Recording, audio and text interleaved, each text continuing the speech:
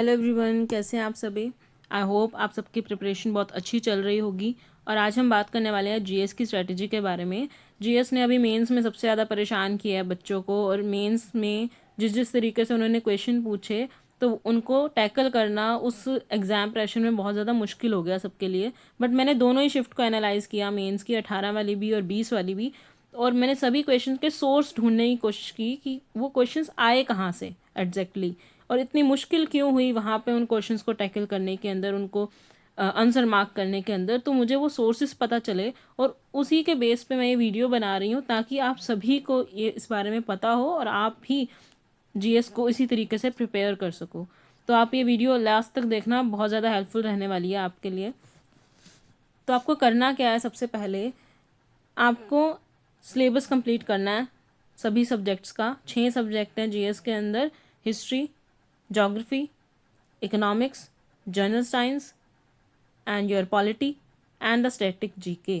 Static GK का सबसे ज़्यादा वेटेज हमारा प्री में रहता है, मेंस में इतनी ज़्यादा स्टैटिक जीके वो पूछता नहीं है। उसके बाद हमारी बचती है करंट अफेयर, और current affair as you all guys know कि अभी इतनी ज़्यादा वो पूछ रहा नहीं है।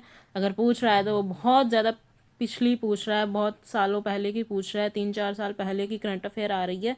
तो उसका अभी इतना ज़्यादा कोई फ्रूटफुल रिजल्ट आपको मिलेगा भी नहीं करंट अफेयर पढ़ने का। तो आप सबसे पहले इन 6 सब्जेक्ट के ऊपर अच्छी अपनी ग्रिप बनाइए, उसके बाद हम करंट अफेयर्स को देखेंगे, ठीक है। तो आपको इनका सिलेबस लेके चलना होगा साथ साथ। कैसे करेंगे? सबसे पहला काम आप एक कर लो कि एक बुक ले लो, और वो बुक ले लो पीवाईक्यूज़ की। पीवाईक्यूज़ के अंदर आप पिनाकल की बुक ले सकते हो या फिर किरण की बुक ले सकते हो। पीडीएफ है आपके पास इनकी तो भी ठीक है, कोई बात नहीं है, और बुक है तो बुक ले लीजिए आप, ठीक है। क्योंकि ये बुक हमने साथ साथ कंप्लीट करनी है। एंड द मेन थिंग मैं आपको बताऊं, जिस सोर्स की मैं आपसे बात कर रही हूँ, और वो सोर्स जो था ना वो क्वेश्चंस का, वो यही बुक थी। इस बुक में से लगभग 80 to 85% क्वेश्चंस थे इस पिनाकल की बुक में से, इस किरण की बुक में से। क्यों? क्योंकि ये सब पीवाईक्यूज़ हैं, और सब पीवाईक्यूज़ पूछ रखे हैं उसमें, बस तरीका थोड़ा सा अलग है। आंसर की जगह क्वेश्चन को ही उन्होंने थोड़ा सा मॉडिफाई कर दिया और वो पूछ लिया, और वो थोड़ा बैक में जाके पूछ लिया।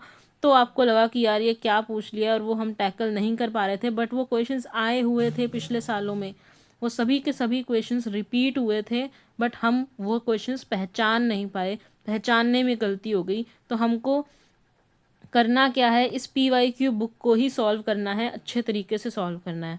कैसे करना है और कब करना है वो मैं आपको बताती हूँ।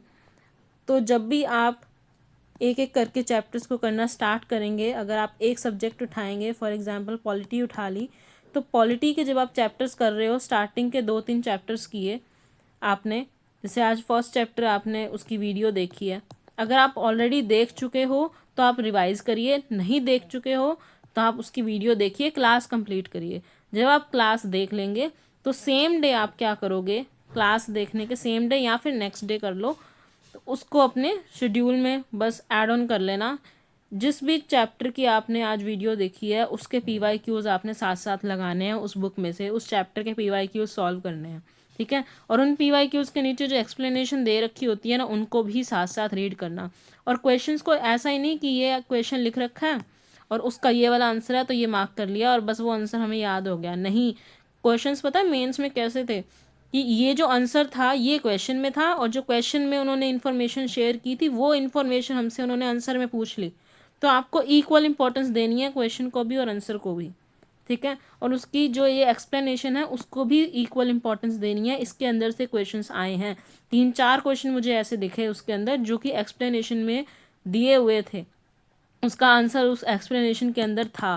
3-4 क्वेश्चन ऐसे दिखे मुझे जिनका आंसर इस तरीके से था, शफल हुए हुए थे ऊपर नीचे। और बहुत सारे क्वेश्चन ऐसे थे जो डायरेक्ट थे, जो क्वेश्चन आया हुआ है एग्जैक्ट उन्होंने आंसर में वो पूछ लिया, डायरेक्ट क्वेश्चंस थे, ठीक है। बट हम उसको उस एग्ज़ाम प्रेशर में हैंडल नहीं कर पाए, वो वहाँ पे कमी रह गई सिर्फ। तो उसको हैंडल करने का यही बेस्ट तरीका है कि आप जैसे ही आज एक चैप्टर पढ़ रहे हैं उसके क्वेश्चंस को साथ साथ सॉल्व करेंगे उस बुक में जाके, दैट्स इट। तो हमको इसी तरीके से ही चैप्टर वाइज सभी चैप्टर्स को टैकल करना है, और उन चैप्टर्स को कंप्लीट करने के बाद उनके PYQs को सॉल्व करना है। जब आप उस चैप्टर के PYQs लगा लोगे उसके बाद वो चैप्टर आपका कंप्लीट हो जाएगा और फिर आप अपने नेक्स्ट चैप्टर पे स्विच करोगे।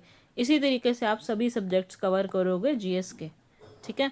और सोर्स अपना पहले से ही डिसाइड कर लो कि किस सोर्स से आप करने वाले हो, किस टीचर से आप पढ़ने वाले हो। और अगर आप एक बार कर चुके हो तो आप रिवीजन के ऊपर फोकस करिए, अपने नोट्स को रिवाइज करो और नोट्स रिवाइज करने के बाद उसके PYQs को सॉल्व करो। दैट्स इट, आपको इतना ही करना है। आई होप आप सभी समझ गए होंगे किस तरीके से हम GS को टैकल करने वाले हैं, और बस इस सोर्स का आप ध्यान रखिएगा।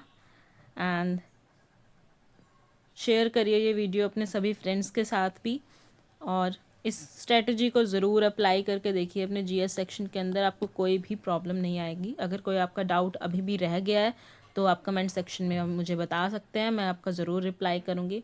थैंक यू सो मच, आपने वीडियो यहाँ तक देखा। अपने सभी दोस्तों को शेयर कर दीजिए और चैनल को सब्सक्राइब कर लीजिए।